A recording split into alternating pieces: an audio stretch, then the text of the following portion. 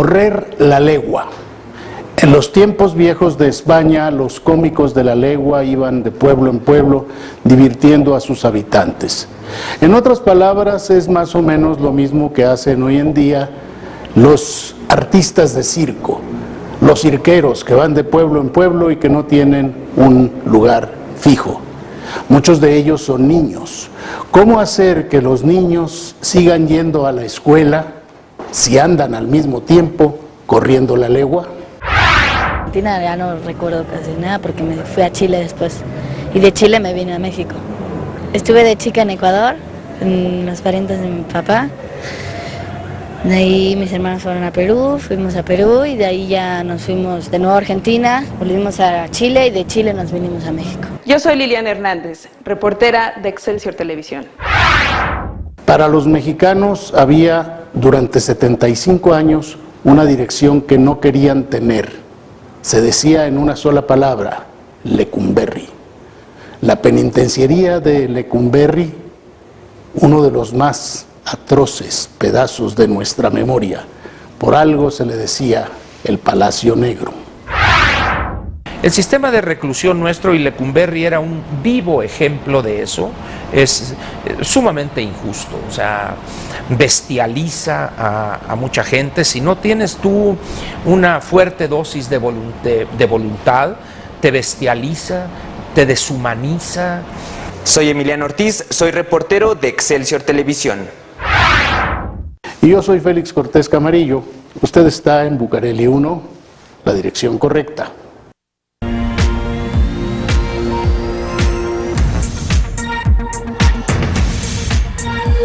Muchos de nosotros en los años de la infancia o la adolescencia soñamos con irnos un día con los del circo, a agarrar mundo, a correr calle, a conocer gente. Muy pocos lo hicieron, pero hay algunos que sí. Hay niños que andan con el circo y que necesitan al mismo tiempo ir a la escuela. El show y las clases se combinan en su mundo itinerante.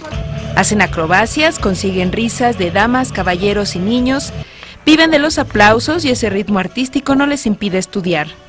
Cuando la magia del escenario desaparece de la carpa, una casa rodante es el salón de clases al que asisten 17 niños que forman parte de una comunidad circense que viaja por el Estado de México para llevar su espectáculo por diferentes municipios. En el circo tenemos a niños que tienen pues igual sus tiempos de ensayo.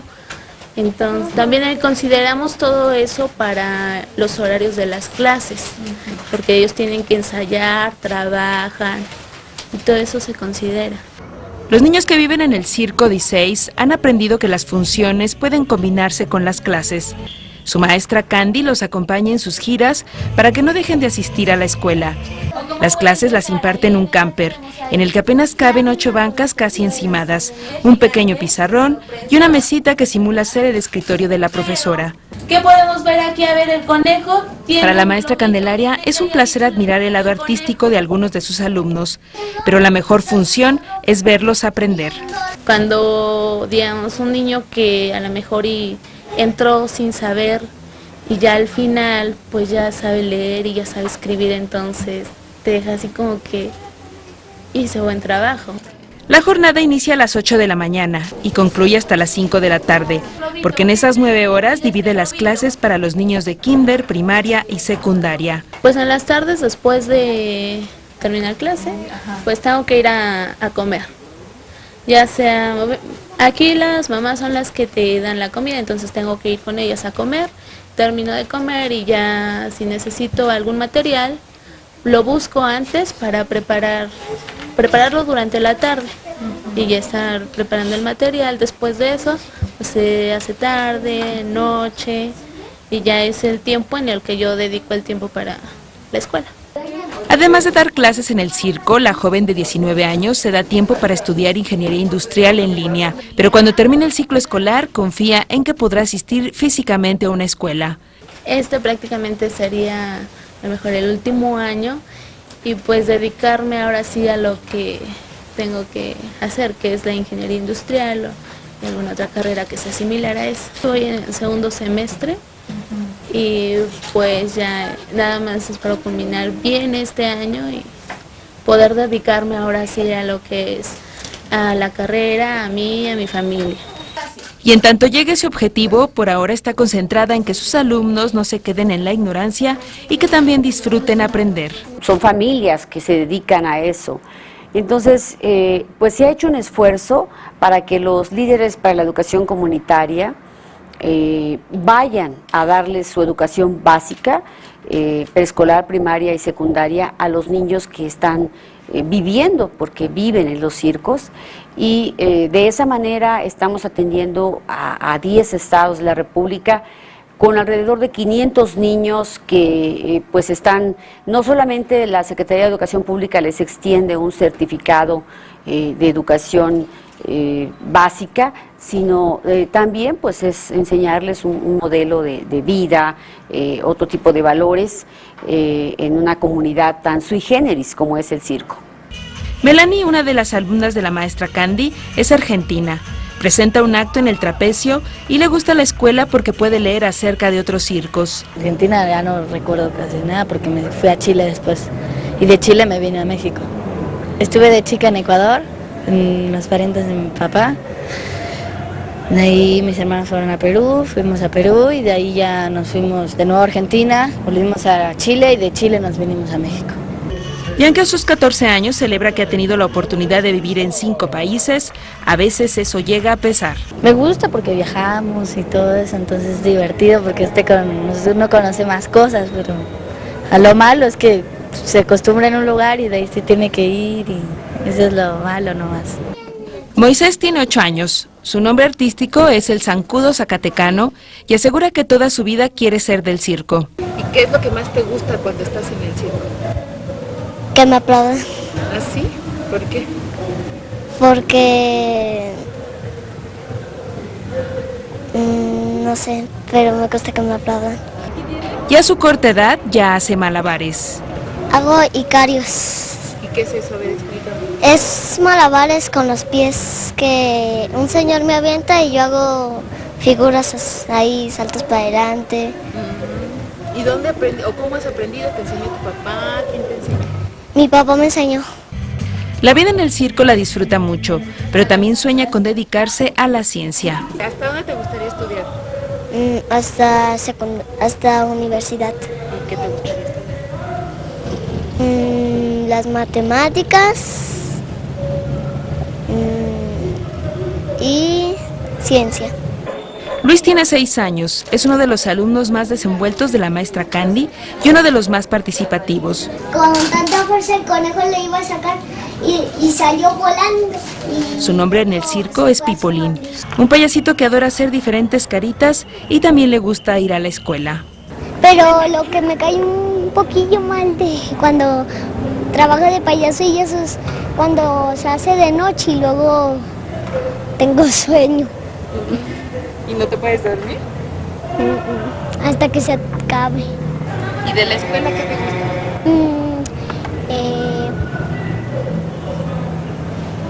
Recortar y pegar y dibujar. Pero lo que más me cae mal es la fecha, porque todos los días lo tenemos que hacer, cada número.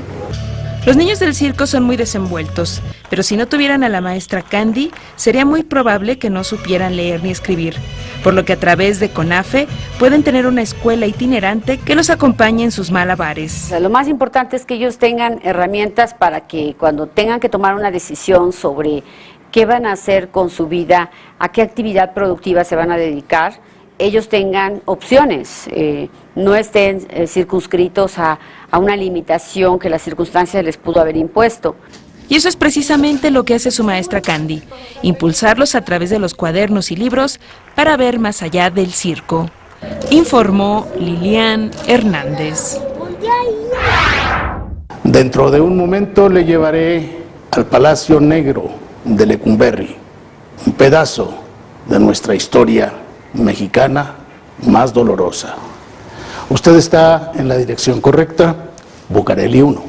Paradójicamente, la penitenciaría de Lecumberri, cuando fue inaugurada en 1900, era un proyecto innovador.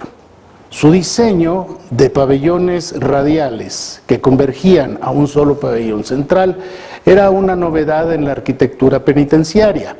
Con el tiempo todo eso se desvirtuó y el Palacio Negro de Lecumberri entró a formar parte de la historia del México negro.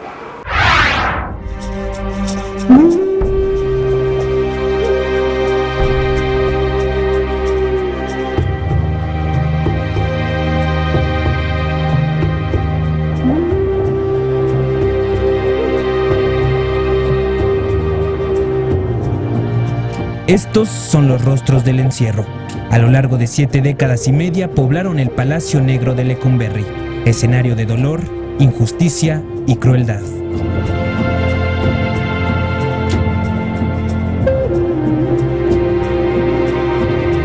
Era la catedral de la represión política en nuestro país. Muchas personalidades importantes del país estuvieron ahí. Estaban en condiciones muy lamentables los presos comunes. Lecumberri era un fiel reflejo de las desigualdades de la sociedad mexicana.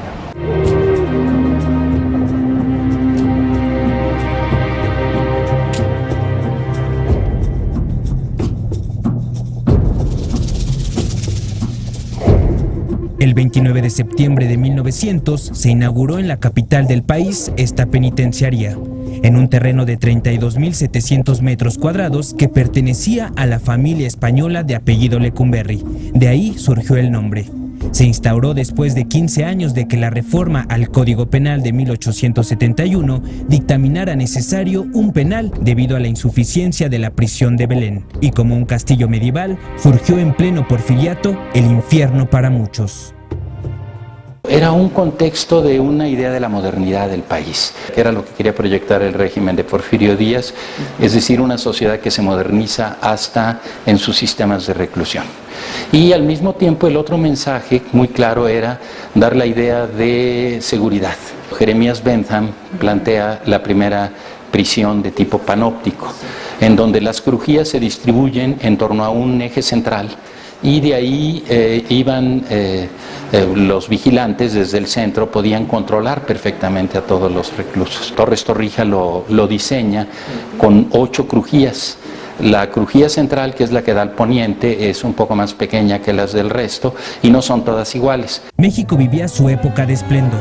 Por primera vez, los avances industriales y tecnológicos desempeñaban un papel importante en la vida diaria de la nación. La modernidad llegó con el tranvía eléctrico o las obras de desagüe.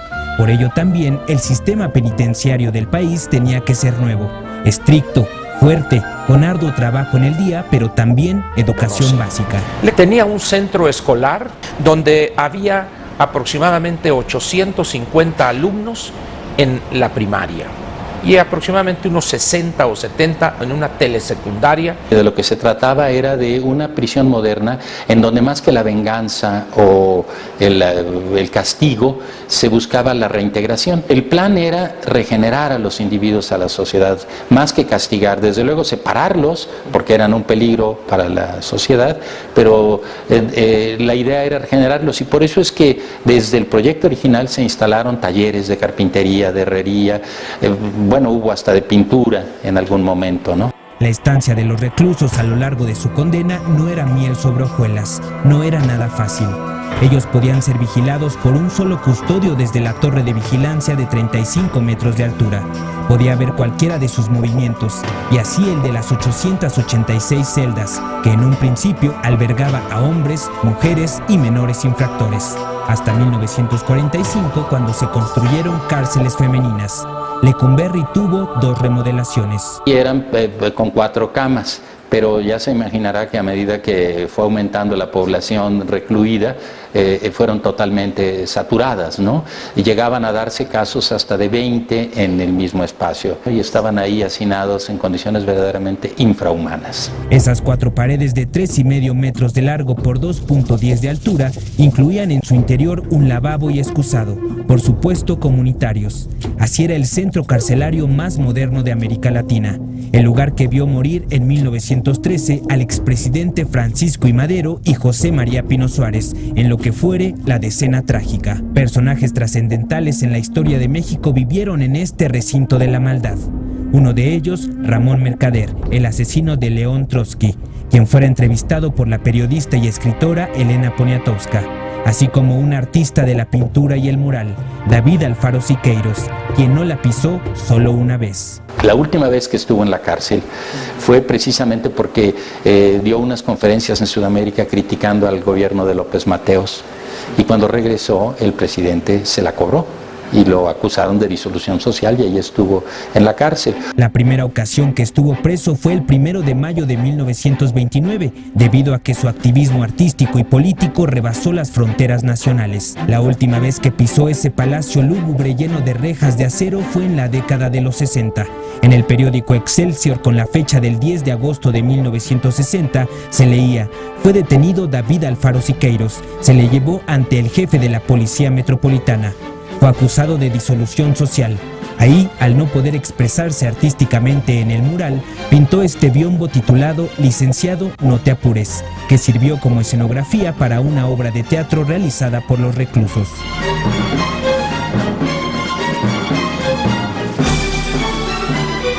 La vida en Lecumberri ponía a prueba a los convictos, a su habilidad de adaptación, a su fuerza física e ideológica y a las mañas para sobrevivir.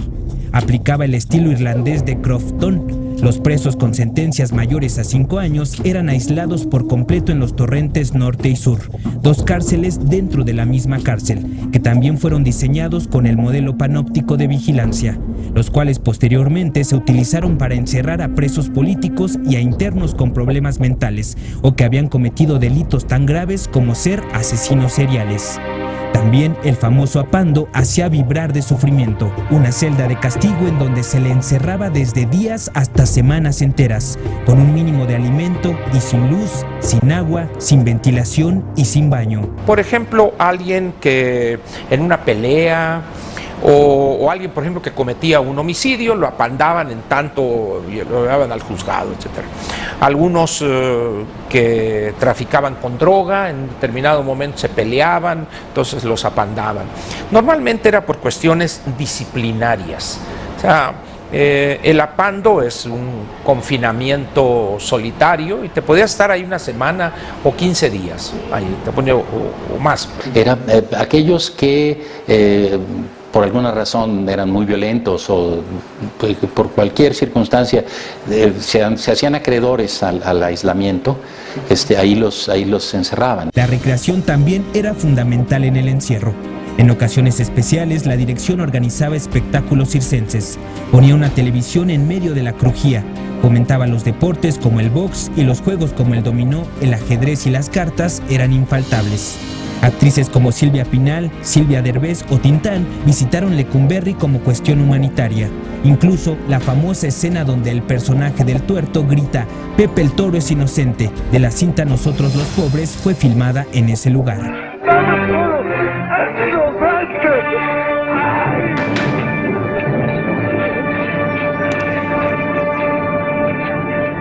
El movimiento estudiantil de 1968 y en particular la matanza de estudiantes del 2 de octubre en la Plaza de las Tres Culturas en Tlatelolco cambió la vida de Lecumberri. Más de 160 estudiantes fueron recluidos como presos políticos. Entraron decenas de estudiantes y profesores en la crujía M y en otra que no recuerdo, y básicamente ahí estaban separados de los presos comunes, porque bueno, estaban algunas personas como una de los más brillantes estructuralistas de México, como fue el ingeniero Eberto Castillo, por ejemplo, ¿no? Estaban uno de los escritores que ahora estamos celebrando su centenario, José Revueltas. A mí me recluyeron en la crujía ahí, y yo compartí durante 6 meses la misma celda con José Revueltas. Pepe y yo, bueno, teníamos muchas divergencias de carácter político, pero hicimos una vida muy armónica, de mucho cariño.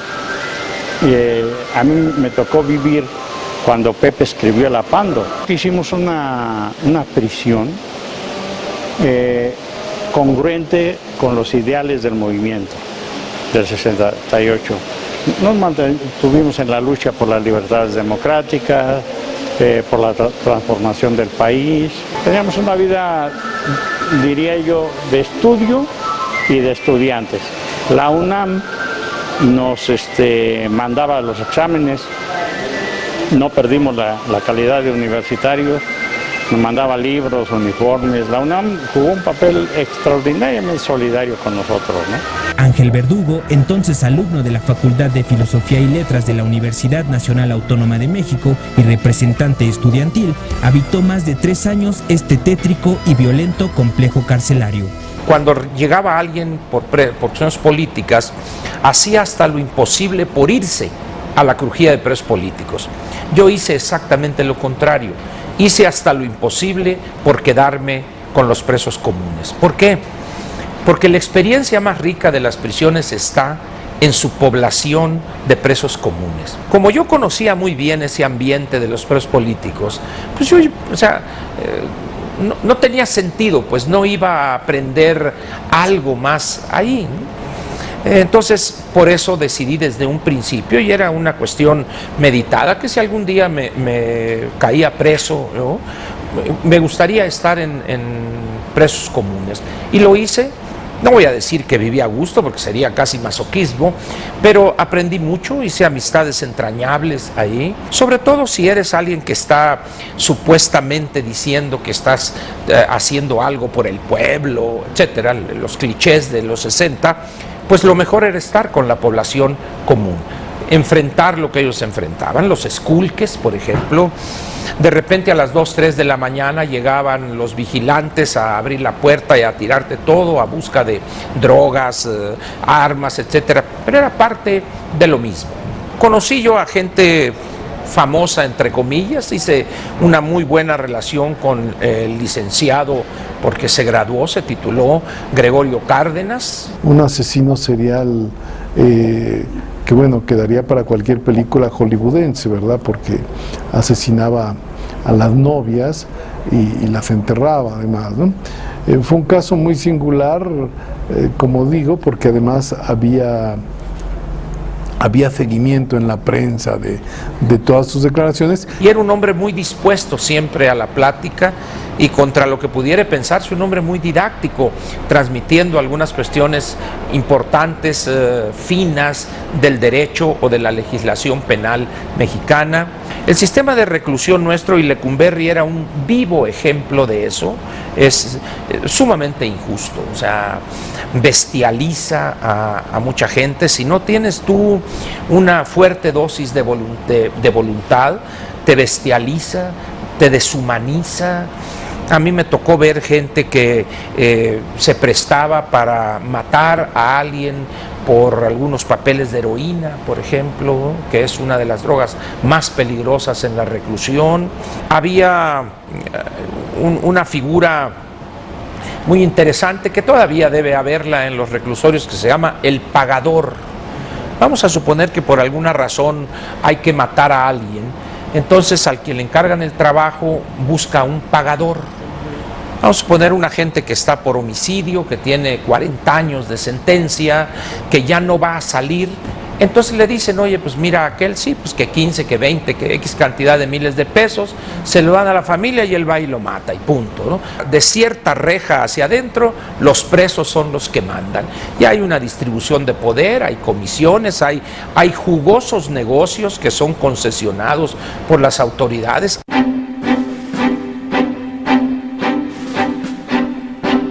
La fecha más difícil en la reclusión es Navidad.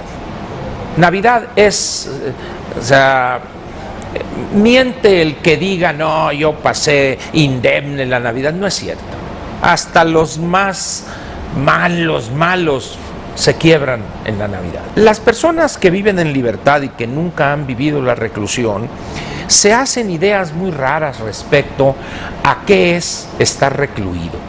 Al final de cuentas, sigues siendo tú mismo, con tus filias y fobias, con tu escala de valores.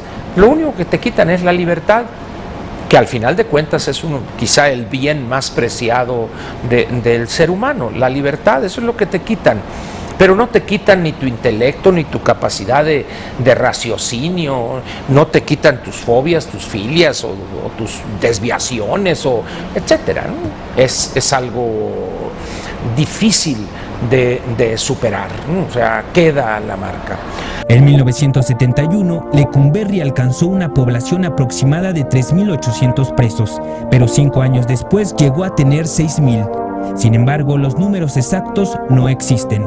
Para 1976 era insostenible. El domingo 1 de agosto, después de la hora de visita, comenzó el desalojo y para el 26 del mismo mes ya no había ni un alma.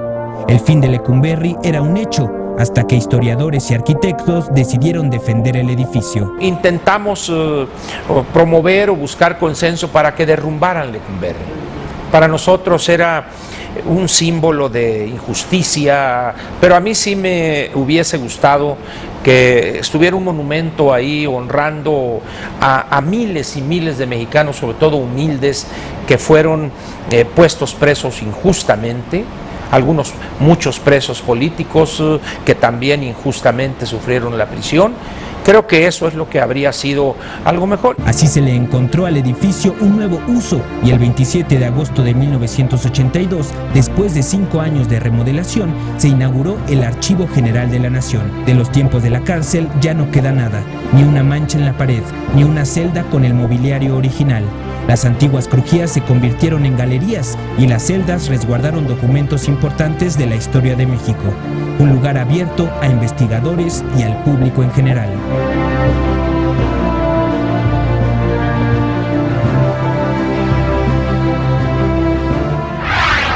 Al transformarse de penitenciaría en sede del Archivo General de la Nación, el Palacio Negro de Lecumberri cambió, aunque no haya cambiado. Incluso se ve bonito el edificio. Nada de lo que sucedió ahí durante 75 años persiste, solo en la memoria. Y sin embargo, todos sabemos que todas las cárceles de México están repletas, primero de gente, de vicio, de corrupción, de droga y de delitos que se generan precisamente desde dentro de la cárcel. Don Alfonso Quirós Cuarón, el eminente criminólogo mexicano, decía que las cárceles en México son simplemente universidades, a donde los delincuentes, los malhechores, van a perfeccionar las malas artes que apenas habían aprendido. Hasta aquí llegamos esta semana en Bucareli 1, la dirección correcta. No se le olvide que tiene una cita dentro de una semana, el sábado, misma hora, mismo canal, Excelsior Televisión, noticias que dicen más. Te invitamos a seguir cuestionando la información con los siguientes videos.